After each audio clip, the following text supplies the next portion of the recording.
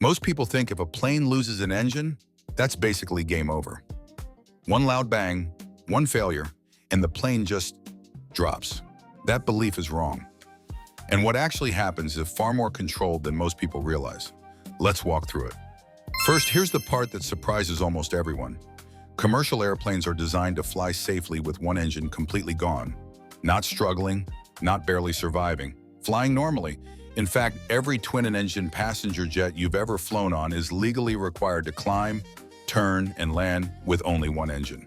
That's not a backup scenario. That's a certification requirement. So what happens the moment an engine fails? The pilots don't panic, the plane doesn't fall, and the passengers usually don't even notice. Modern jet engines don't just die, they're monitored constantly. Temperature, pressure, vibration, fuel flow. If anything goes out of limits, the system reacts instantly. In many cases, the engine shuts itself down before the pilots even touch anything. From the cockpit, it's not chaos, it's alerts. Clear, predictable, rehearsed. Pilots train for engine failures over and over again. In simulators, at low altitude, right after takeoff. Because statistically, that's when failures are most likely. And here's another thing people get wrong. Losing an engine does not mean losing power. At cruising altitude, a plane doesn't need full thrust. It's already moving. One engine is more than enough to keep the aircraft stable and flying level. The only real difference? The plane climbs slower. That's it. So why do planes divert after an engine failure? Not because they're about to crash, because aviation rules are conservative. If an engine fails, the flight ends early. You land at the nearest suitable airport. Not the closest city, not the closest runway. The closest airport that meets safety requirements.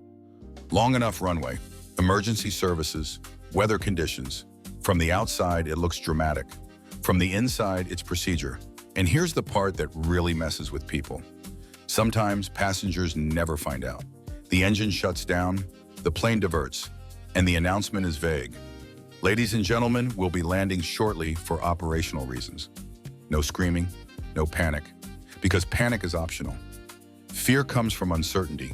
Pilots remove uncertainty. Now let's talk about the big fear. Fire. People imagine flames ripping through the wing. That's not how jet engines work.